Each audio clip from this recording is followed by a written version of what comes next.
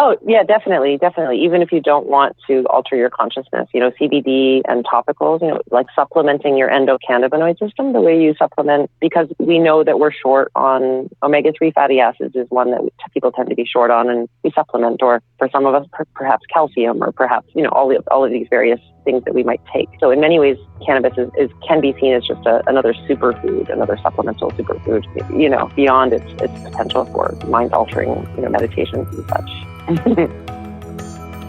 Namaste. You're listening to the Savannah Podcast. Join us on an exploration of Eastern spirituality, yoga philosophy, and conscious living for the new age. This podcast is a production of SavannahSpirit.com, the best place to shop for unique clothing, spiritual handcrafted jewelry, healing gemstones, and fair trade gifts from the Far East. Now, here's your host, Brett Larkin.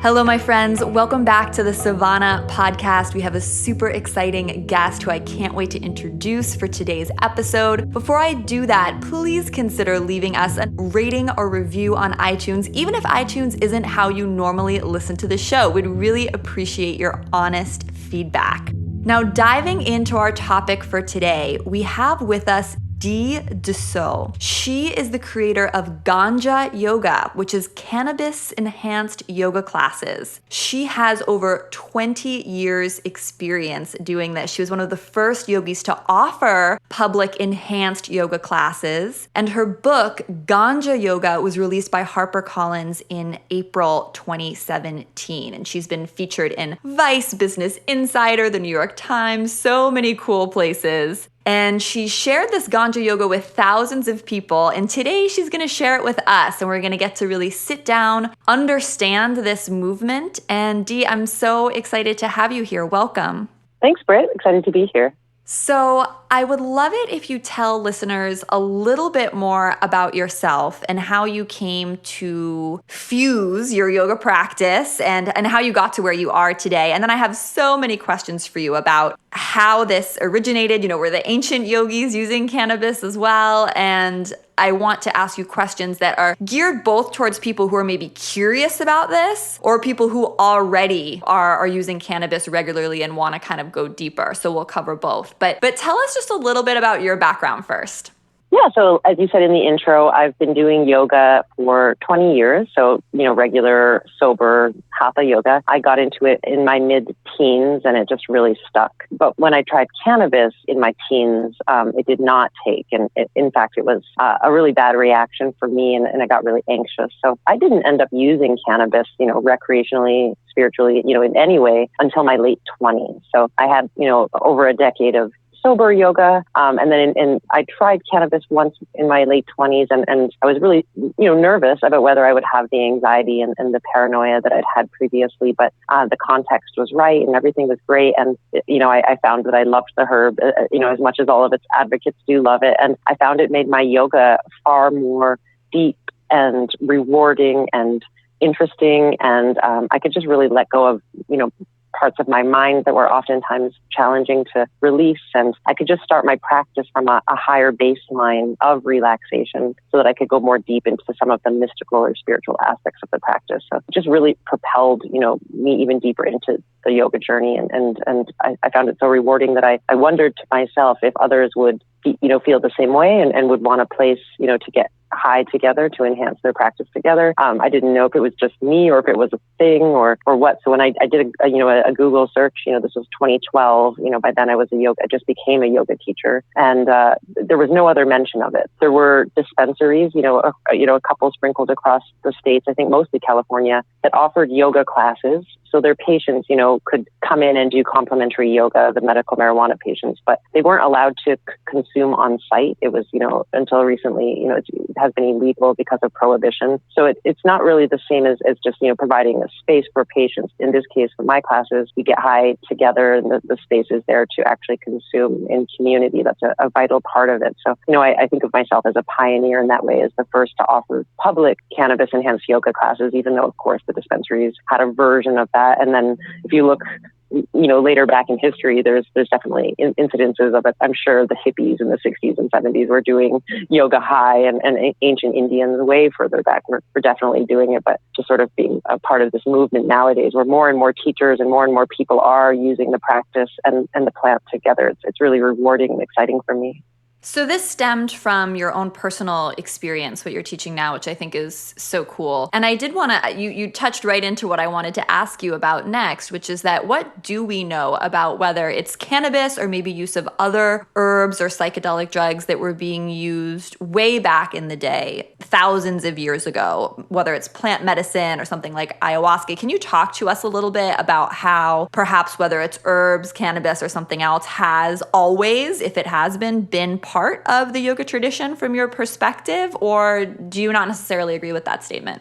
Yeah, no, I do agree with that statement. I even, before yoga, whatever yoga is and whenever that might have started, there's even sort of debate there of when things actually originate. But before, postures, before settlers and invaders and all of that, are very, very early, near primate ancestors, our cave-dwelling ancestors would be, of course, consuming, all kinds of plants, right? For food, for medicine, and then potentially for the psychological or spiritual, effects. Of course, those cave-dwelling ancestors wouldn't think of it as spiritual. They wouldn't have that concept necessarily. But there's theories that human higher consciousness, like our prefrontal cortex of the brain, actually developed as a result of our early ancestors consuming mind-opening, plants and fungi. It's, of course, a theory. I think Terence McKenna and others have pushed that forward, sort of a psychedelic theory of consciousness. But then specifically with regards to, plant medicines and cannabis and the like, other primates remember where medicinal plants are in the wild. They'll travel long distances to go back and find them. And other primates eat, things that enhance or change their consciousness. They will, if given the opportunity, drink, fruits that have become fermented and turned into wine, coconut or other things that might, ferment to become alcoholic. They will, willingly use substances to change their consciousness. So our primate ancestors do, other animals do. And so, of course, why wouldn't our early, cave-dwelling ancestors and hunter-gatherer sort of era ancestors do this, right? So in trying all of these things, we would notice which ones, brought meaning and joy or deeper connection or a sense of oneness with the cosmos or whatever that very early pre-yoga thought was. That there's this thing called the bicameral mind that describes how our cave-dwelling ancestors might have, had consciousness, and it's very different from ours, so it's even hard to talk about. But the idea is that, plant medicines were a vital part across, the whole world. So everywhere, every continent where cannabis has, is able to grow naturally, our ancient ancestors used it, whether for food, for medicine, for spiritual purposes, and then eventually for ropes and textiles. So definitely, and then moving into the, India, and the early yoga there as the, Aryan ancestors, the Scythians, came across and invaded India or came to India. And the, tribal traditions, the shamanic Indian traditions merged with these Aryan traditions to become what would be, the Vedas, right? The earliest yogic text and the oldest literature that we still have, this oldest, religious literature we have. So these Vedas, to speak very reverently about something called soma. And it's not clear. I can't say it's 100% clear that it's cannabis, but most historians who look into it, argue that it is. There's this idea, there's the phrase, the guardian lives in her leaves. So it's something green, it has leaves, it's fragrant. There's all of these hints that it may be cannabis, or at the very least that soma was a mixture of cannabis mixed with other things. Is this soma what's mentioned in the Bhagavad Gita? I'm trying to make a connection here, or is it in a different text? So the soma itself is mentioned in the Vedas, so the very, very ancient the four oldest books that predate yoga. And then I'm not positive that it was in the Bhagavad Gita. I can't say for sure. I haven't read it, but it is mentioned later in Patanjali's Yoga Sutras. So it's not called soma there, but in his Yoga Sutras, this is like the text that yoga teacher trainings, mostly all use this text, to outline what yoga is, and potentially says that one of the ways to attain enlightenment, the ultimate goal of yoga, is through herbs. And that's all he says. He doesn't say which herbs. But again, there's this idea that, some herb, something was used spiritually back then, whether it's definitely cannabis or perhaps something else. But I don't think cardamom is a precursor for enlightenment. You know what I mean? Yeah. Tell listeners and tell me more about this word soma, and maybe can you define it? Or again, I know you were sort of implying that it's green, it's leafy, but go into a little more detail there. So yeah, there was, it was spoken of, not so much described beyond just the color, but it says, for example, it will, wash away your sins, that the person who consumes soma will be likened to the gods, right? So, this can be hubris depending on one's spiritual tradition, but for the most part in Eastern spirituality and in yoga, becoming God, oneself, or attaining enlightenment, realizing the God within, getting Krishna consciousness, or all of these different things are pretty much the same thing, realizing one is part of the universe, and one is God, and God and one are the same. So drinking this miracle soma was said to bring that. But so there is a theory that soma was a mushroom, a psychedelic mushroom. So I put that in my book, that there are other theories, but to me the most evidence lies in the fact that it was cannabis. In part because Lord Shiva, the blue dreadlock deity that represents consciousnness, who sits up in Mount Kailash and meditates, he is the Lord of two things. He's the Lord of yoga, so he's the deity that represents, or he's the ultimate yogi up meditating. But he's also the Lord of cannabis. And there are festivals in India in present day that drink cannabis-based milkshakes to celebrate and evoke Lord Shiva. So again, there's already this rich history of cannabis use for spiritual purposes in India. It just makes sense to me that soma would be cannabis. And for listeners who are really curious about this, I do think that whether it's called soma or it's just alluded to as an herb that's given, I do think it is in chapter 11 of the Bhagavad Gita, and we do have an episode on that here in the Savannah world. So if you want to check that out, guys, it's episode 109 if you want to dig a little deeper into what we're talking about right now. I think the next thing I want to ask you is about a word you mentioned earlier, which is this word context, the context of which you are consuming cannabis, which was so different for you when you were in your early teens as compared to later when it was clearly part of the spiritual and yogic experience. Can you talk a little bit about the difference between just getting high to get high and doing it in a yoga context, or doing it in a spiritual context, or doing it in a context that's really where you're trying to invite in transformation? And what does that look like specifically?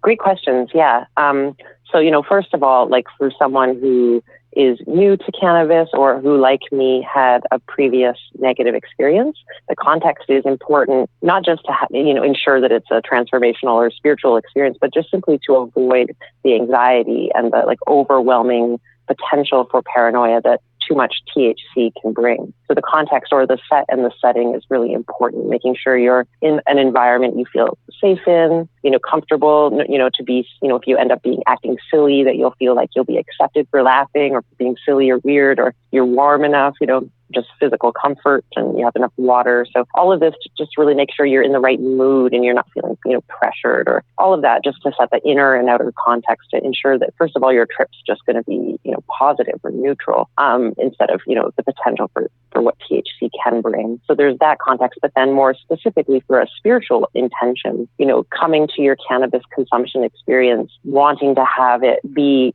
helpful and useful, potentially beyond recreational. And just for a side, I'll say, I think recreational cannabis use is awesome and to be celebrated, because we all work so very hard, and recreating, or, having fun, socializing, it helps us to relax, and relaxing helps to decrease stress and stress hormones, and it's good for our health. So hanging out with friends, getting high and just chilling, even if there's no spiritual context, is still very healthy and to be celebrated, and if that's where people are, that's great, right? But for many of us, we want to go deeper with our cannabis use, and sometimes use it for, beyond the recreational into the spiritual. Medicinal is a whole other category, but, so going into the spiritual use, where maybe you want to, journal and, start to dialogue with some of the imagery that comes up, or go deeper into it, or meditate with it, or use it to have, tantric sort of sex with your partner, using cannabis, whatever your spiritual path is, whether yoga or meditation, journaling, sex, and others, nature, using cannabis to deepen those spiritual experiences or to invite, more depth into those, already very spiritual and rich experiences. So my first point is that recreational and spiritual and medicinal are all interrelated and on a spectrum. That I don't want to denigrate the recreational use, but for those that have spiritual intentionality, who are on a path, to take extra time to make the cannabis experience more spiritual, might be something simple like setting up a small altar, putting your pipe, your grinder, all in front of you with, maybe a crystal or a gemstone or a tarot card that speaks to your intention, or, photograph that evokes something for you that feels spiritual, maybe a picture of Lord Shiva or an incantation or mantra to Lord Shiva. You can make it what works for you and what feels authentic and good for you. And then sort of as you consume, to do it mindfully, like, oh, I am Lord Shiva taking in the cannabis. I am having a quiet moment with myself right now and tapping in and taking this, smoking ritual, but taking just a little more mindfully or a little more quietly so that I can really feel the riches of it.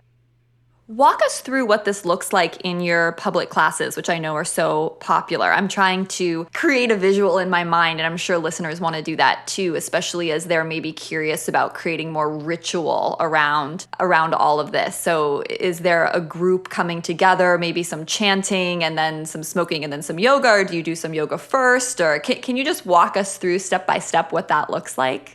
Yeah, for sure. So I have 2 weekly classes here in San Francisco, and then I sort of travel around LA and other places, Toronto and stuff. So for the most part, the format stays the same, although it varies slightly depending on where I'm being hosted.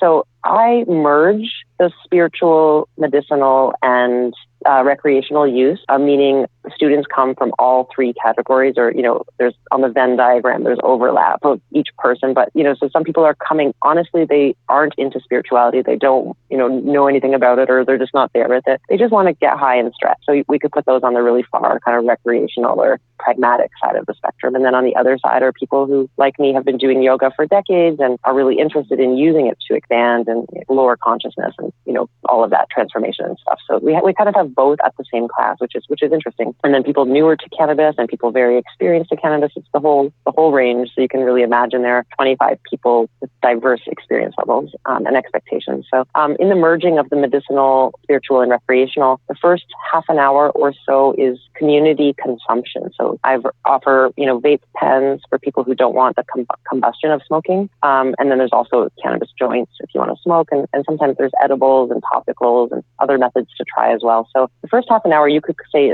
could look quite recreational. I mean, it's just a bunch of people hanging out smoking, right? But for many of these people, they've never got high in public before. With prohibitions, we don't have cannabis cafes, and getting high with other people, is not normal yet. So for many people, this is a big step and an exciting step. And just getting high with people feels revolutionary and psychologically edgy or boundary pushing. So they're kind of, playing at their psychological edge. It may not be spiritual, whatever that word actually means, but it's still quite interesting for many people. Like, whoa, this is kind of a big deal. It's kind of fun and exciting. And so we do that together for about the first half an hour, and it's to consume as much as you want or as little as you want kind of affair. So everyone's got their own unique relationship with the plant, of course. And then we do, a hatha or restorative yoga class. Sometimes it's partner yoga and other things too, special classes. But for the most part, it's really relaxing, slow, introverted yoga. So eyes closed, easy poses, back to basics poses, so that it's not about using the cannabis to develop your asana or you develop your postures, but to use the cannabis to go more deeply into the basic, easy postures and see if you can find fascination there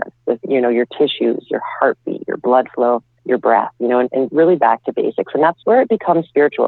We don't really do chanting. I don't really bring in Hindu mythology. But tapping back into your body, especially here in San Francisco with all the tech people who are so disembodied, that's a spiritual act, to re-inhabit your body with mindfulness and with compassion and patience. So that's sort of the outline, and many people would not call it spiritual, but for me, it is a very deeply spiritual practice. No, I think the act of redirecting people back to their breath and back to body awareness, regardless of the exact context, is so needed, so important. I want to ask you now I'm going to ask you from the two different extremes of maybe people who are out there. So first, the skeptic, right? For someone who's maybe, because I know a lot of our listeners have a very serious yoga practice and dedicated spiritual practice. For those listening that have never tried cannabis before, this is really out there for them, what do you have to say to them in terms of perhaps why this is valuable, why it might be something they want to consider trying? And then I'll ask you from the experienced cannabis user as well some questions. Cool. Yeah. So, I mean, it depends on, how or why you're using cannabis. So when we think of cannabis, for the most part, we think of THC, right? Like the part of cannabis that gets you high. And so we think of getting high, we think of altering our state. This THC experience can be, amazingly euphoric.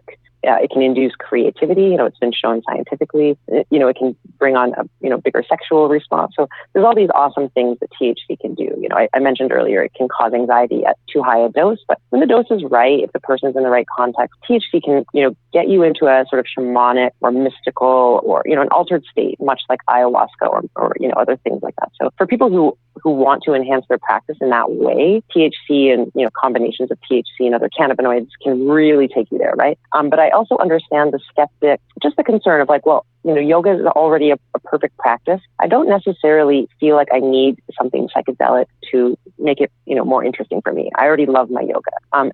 To that, I would say that's awesome. We all have our own unique path to the mountaintop, but definitely consider CBD. It's not psychoactive. It doesn't make your yoga trippy. It's a component of cannabis, but it's just getting more media attention these days for all of the amazing health properties. It's a neuroprotectant and anti-cancer and anti-anxiety and helps with sleep and just general body connection, body well-being, and pain relief, anti-inflammation. So if someone doesn't want CBD, to me that's shocking. Who wouldn't? It's for pets, it's for children. Potentially, it's just such a beautiful component, and you can get it from hemp, and in many states. So it's like when we're talking about cannabis, in a way, we're talking about two totally different plants, right? The CBD part versus the THC part. Does that make sense to you?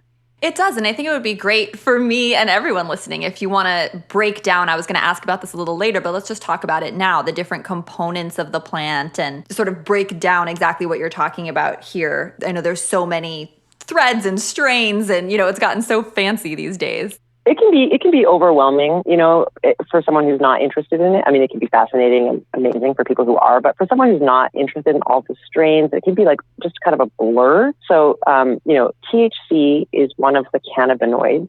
Cannabinoids are the chemical components. You don't have to remember that word per se, but it's one of the main components of weed. And CBD is the second most, for most strains, the second most commonly occurring. But there are over 80, and they're all being researched now, and they all are showing various health properties, antifungal, antibacterial, all of these different things, some help with sleep. And so, of course, the pharmaceutical industry is interested in this to be able to extract these individual components and put them in a pill. But studies are showing that whole plant medicine, using the plant as a whole natural thing actually has better results. It's not just hippie idealism, it's actually being shown. So, of course, keeping that in mind as we explore these components. So CBD, THC, and then the others, it may not be worth listing because there's 80, I think, and they're all wonderful. But these are the two kind of biggies, and CBD is definitely, my fave, although I love THC too.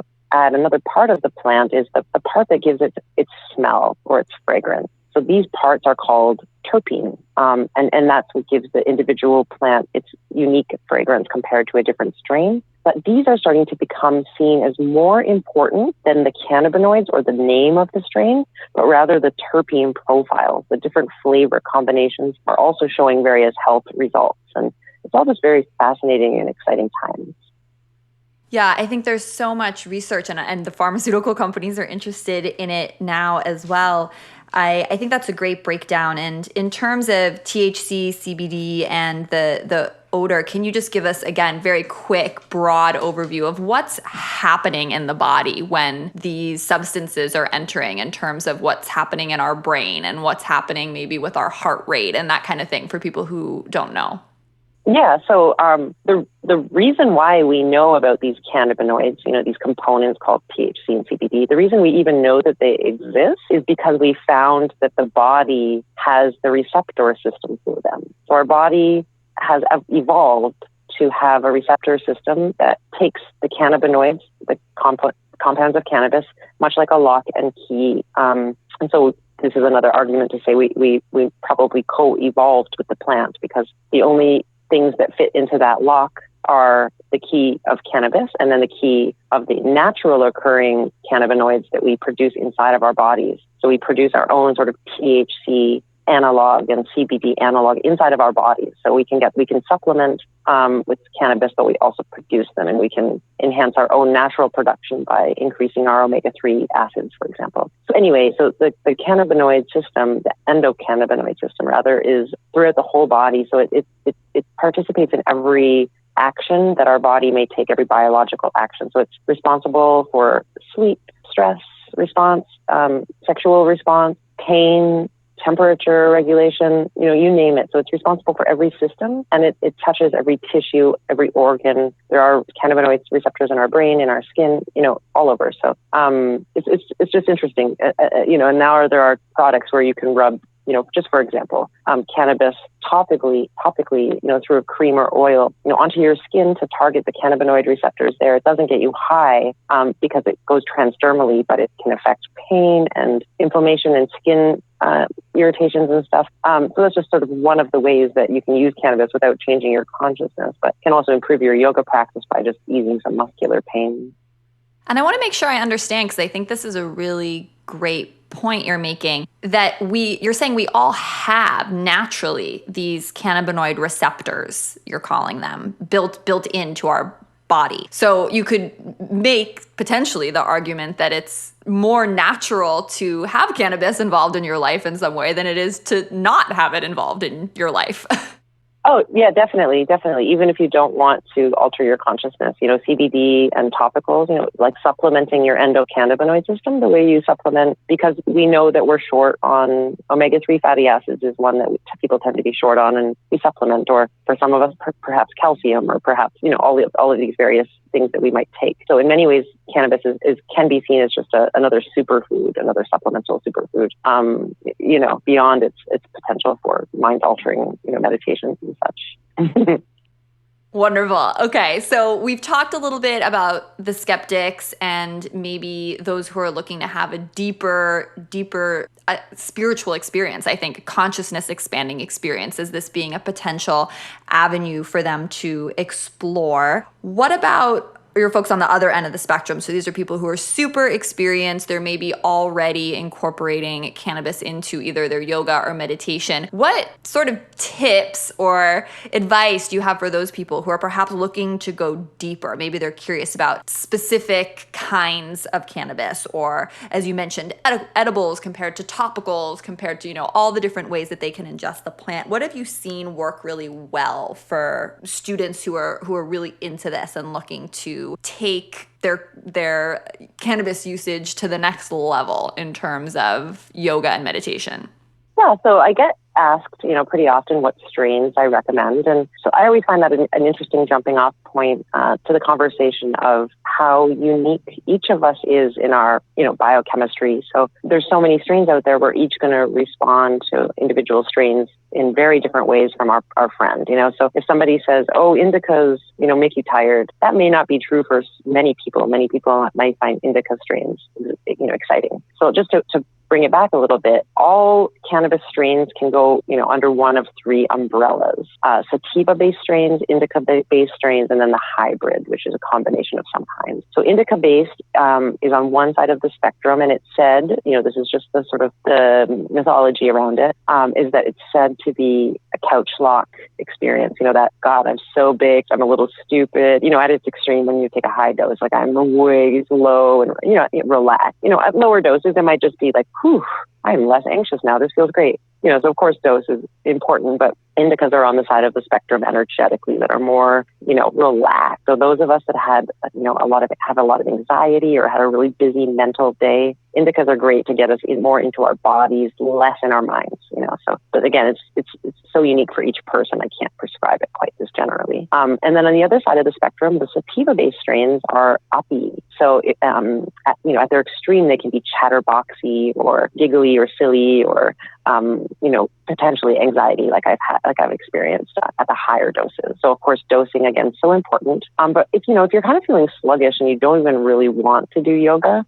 a sativa-based strain might give you a little pep in your step, just to give you a little more energy or euphoria. And the sativas can be creative and help you to find variations to flows and new poses and new expressions. So both are really great. I can't say which one's better. Indica, maybe slightly more so, but again, keeping in mind each person's unique relationship with every strain is going to be just so different. What's more interesting to me, in fact, is the terpenes. So we talked about them earlier. It's the part of the cannabis that brings the smells. So I recommend if, you live in a legal state, if you have the privilege of going into a dispensary and asking to actually smell, 3, 4, 5, 6 strains, let your nose decide what you should buy, because whatever smells delicious and gives you like a full body craving or like, wow, that's delicious. It can actually make your hair stand on end. So delicious. I think for me and many other cannabis wellness advocates would say that that's your body craving what it knows it needs. So don't worry about strain names. Don't worry about indica sativa. Go with what smells like dank and delicious, if that makes sense. I love that. It reminds me of the essential oil experts I speak to who often talk about choosing essential oils intuitively and doing that exact same thing. And this is more maybe for people who are new or curious, but say they're in the shop and they're attracted to a certain scent or they're very excited about something in particular. I want you to tell us more about dosing, because you said that's so critical. And then, different ways that they can ingest and experience as well. So what's the next layer there? Yeah.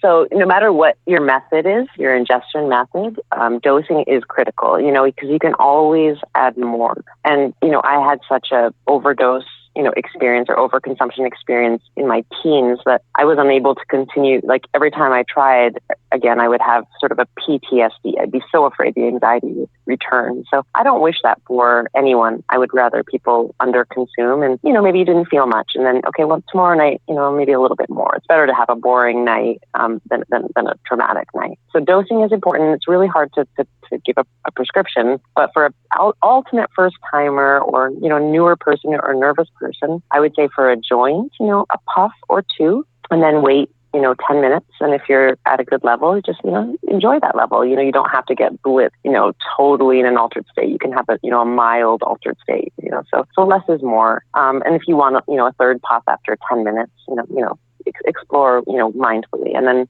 edibles can be harder to dose. If they're made with a saturated fat, for example, then they'll hit you harder. So if they have, coconut oil or butter, so for a beginner, oftentimes 5 milligrams is a good starting dose. But someone who's nervous or who had a bad experience previously might just start with 2.5. That's considered a microdose. So, we're talking THC here. So 2.5 to 5 is a good standard beginner. A lot of people do 10. So my classes, our edibles that I offer are 10 milligrams of THC, but people can cut them in half if they want just the 5. The thing with edibles is they take between 45 minutes, and up to over an hour to hit. So in a group setting like this, oftentimes you're not really feeling the edible until 20 minutes before the yoga ends, which is kind of cool. It kind of helps you into a really deep shavasana.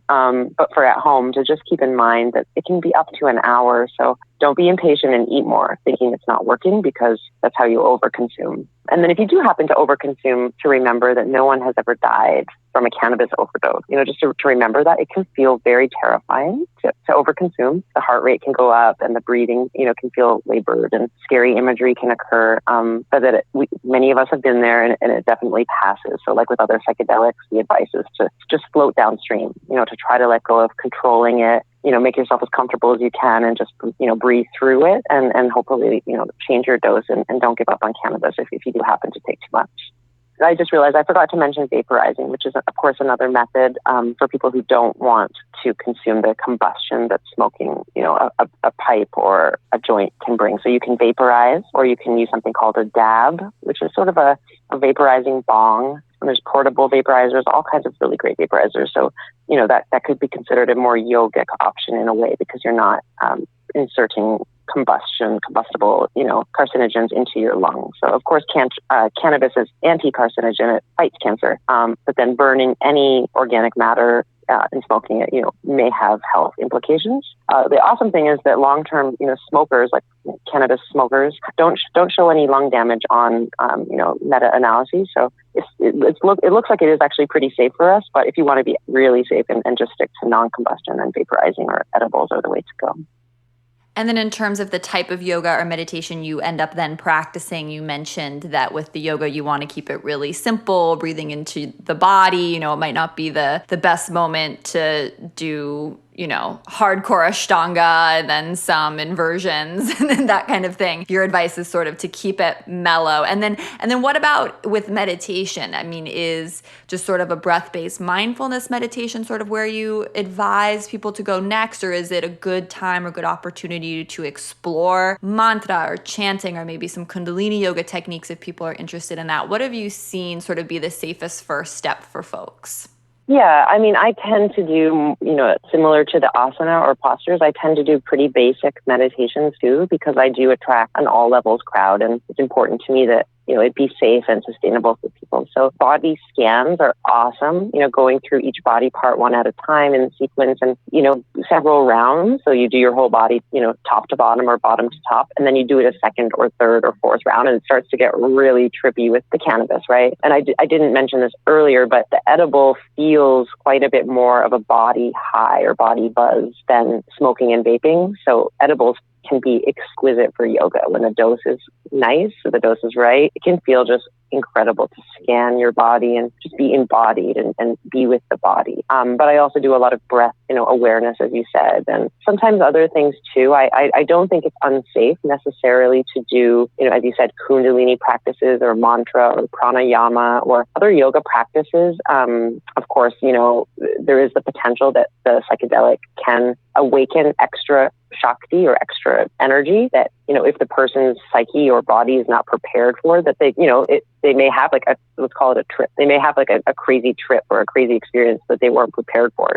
Cannabis can be gentle and mild and, people of all ages can use it, especially the CBD products. But you take a lot of THC, it's quite similar to ayahuasca, or other psychedelics. So, just to be prepared for that, if you're going to be doing a higher level in a sort of psychedelic amount, and then also psychedelic type yoga, the really mystical Kundalini energy awakening stuff, just be prepared that's what you're doing. You're choosing that and you're doing it with wisdom and mindfulness.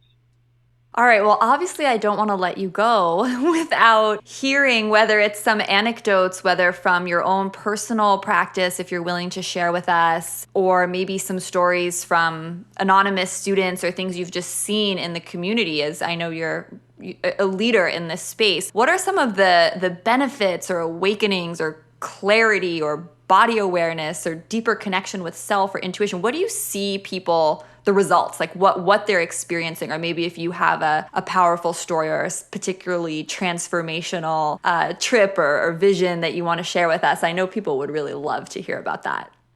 Yeah, I mean, it's really varied. From the medical perspective, of course, people, even just being able to get on the floor, using cannabis and be like, wow, cannabis helped me so much. I can get onto my yoga mat. Like, to me, that's transformational, just that the cannabis brought them back to their mat or got them able to move and able to, enjoy their bodies for the hour. But then with regards to the less pragmatic and sort of maybe more spiritual or transformational experiences, I'll speak to my own because I did have, sober yoga from, regular yoga from age 15 to 27, so I really got to experience, what that was like. And I loved it, but then when I brought cannabis into my practice, for me, I found some of the esoteric anatomy, like some of the, things like chakras that I'm a rational person. I try to balance reason with the intuitive and the spiritual. And,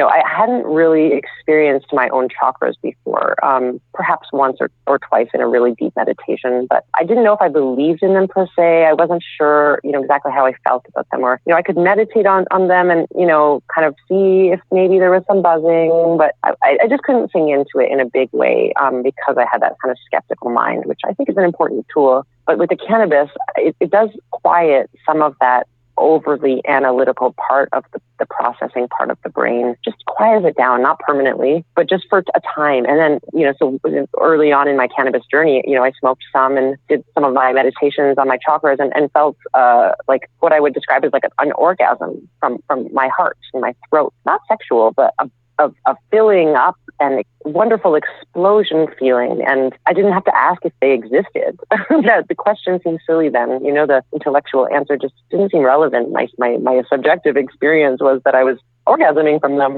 So for me, that was just transformative. Like, wow, this can really be a helpful tool. And later on, when I'm sober again, I can integrate, back my intellectual mind. I'm not letting it go, but I'm having these wonderful experiences that I may not have been receptive to otherwise.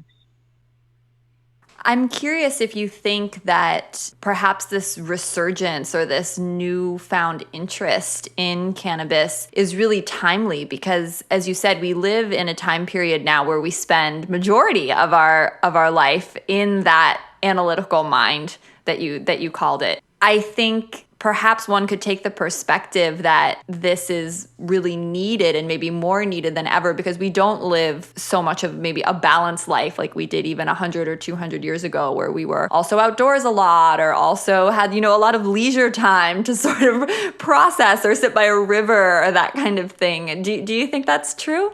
I do, yeah. I think that it's true of, cannabis and also, plant medicines like ayahuasca that we, evolved alongside these medicines. And I have the belief or the feeling that, Mother Nature or, the earth or the universe, however you want to describe it, wants us to be consuming these medicines so that we wake up, and realize, that we're out of balance in our lifestyle and we're hurting ourselves and each other and our home. So I think that there's an environmental sort of impetus, behind the resurgence of plant medicines like cannabis medicine. And I feel like I'm a part of that. It feels really great. And last question, just because this has come up a couple times, I want to make sure we address it. We've talked about, and you've mentioned, ayahuasca. And just for listeners who don't know what that is, I would love for you to tell them what it is and how it's different from cannabis, just in terms of the properties and the effects. And with the idea of someone who has maybe been interested in trying one or the other, sort of how they're different. My impression is that the cannabis would be much gentler, but you tell us. Yeah. So ayahuasca is a mixture of, 2 or more plant medicines, from South America. It's also very ancient, and it's interesting.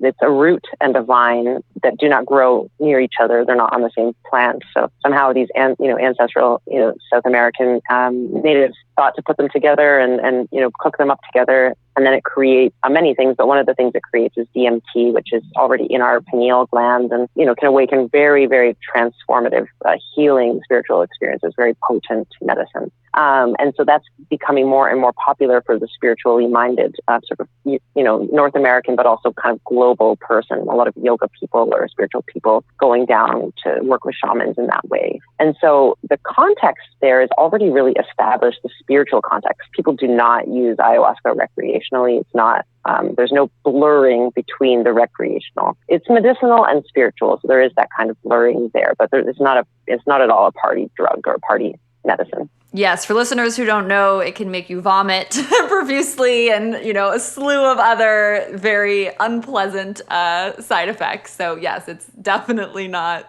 like, let's just have fun at a party type of experience. No, it's not fun, in that way. But unlike ayahuasca, cannabis can be fun, at the higher dose, it's not fun either. But yeah, and I think that's where this line between spiritual and recreational, all of a sudden things get really blurry, right? And that's what's interesting, and that's why it's interesting talking to you today.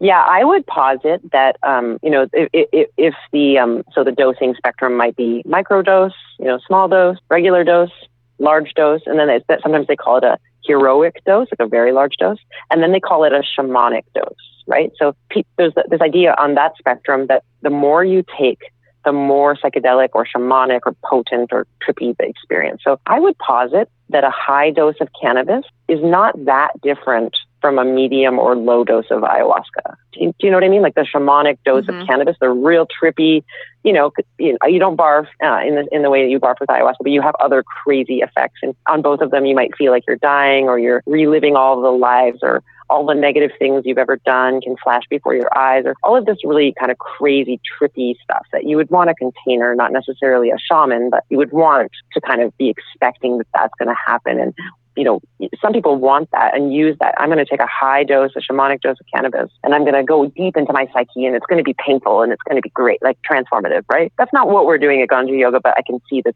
spiritual use is available for people. Very similar to ayahuasca.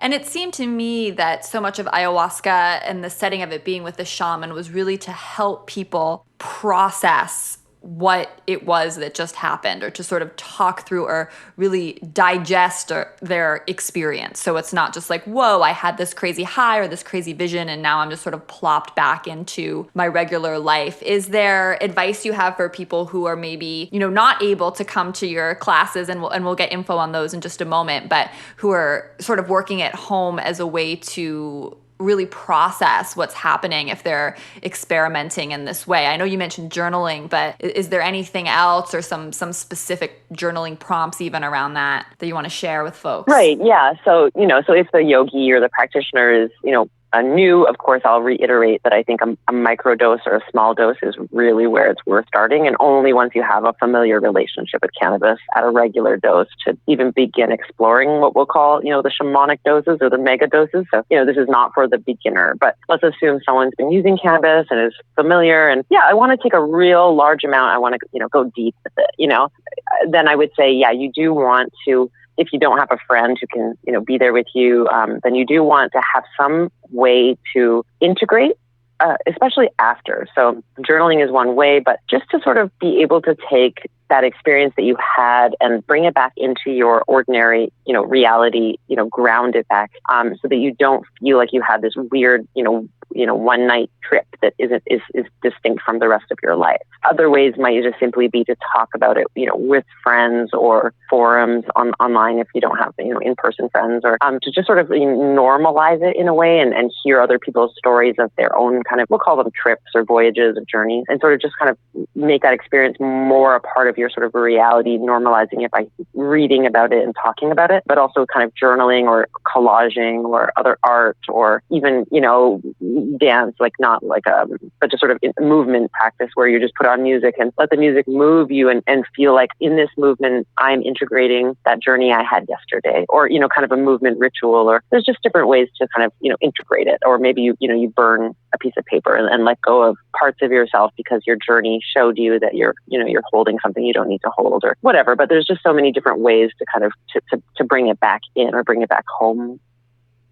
I think those are great tips. And I think even if you're not using cannabis, you can sometimes have these very amazing meditative experiences, or it seems like enlightened experiences. And then, it really becomes about like, how do I bring this back into my daily life in a way that's actionable? And I think I love what you say about really integrating even through a movement practice, just, dancing, or it reminds me of an episode I did, I think it's 2 or 3 episodes ago, listeners, if you want to check it out, with Shiva Ray, who really talked about yoga and dance and just how much power there is there for us to explore. Dee, I want to thank you so much. I feel like I could talk to you for hours, and I think we might even have to just like have you come back onto the show, because I know you do a lot of work with tantra and sexuality, also with cannabis interweaved, and a lot more that we could dig deeper with you on. So I think maybe we should have you back. But for now, can you tell listeners the best way that they can get connected with you, your book, your workshops? What's the best way for them to find you if they're really resonating with everything we've talked about today? Yeah, so the website is the Ganja Yoga, or the Ganja Yoga, and then I'm also Ganja Yoga on Instagram. So those are probably the 2 best ways. I also have my name, deedussault.com, for more of the tantra and sexuality coaching stuff that we didn't get into today, but hopefully another time. Perfect. Well, we'll link all of that in the episode notes, the description below. And listeners, tell us what you thought of this week's episode. Did you come into this a skeptic, or perhaps you're already integrating cannabis into your yoga practice or meditation practice? Let us know. We're really curious to hear from you. And of course, I love getting your requests and feedback on the show. So one of the best ways you can do that is head on over to our Savannah East Facebook group. And I would love to approve you as a member. It's a private group, so we can really get into some good discussions. And of course, Dee, once again, thank you so much for being with us. Listeners, I can't wait to connect with you next week. And so much love from my heart to yours. Namaste. You've been listening to the Savannah Podcast. To find out more about Savannah, go to savannahspirit.com or follow Savannah on Facebook at facebook.com/Savannah Spirit. For daily inspiration, check out our blog at savannaeast.com. Be sure to join us next week for a new episode, and thank you for listening to the Savannah Podcast.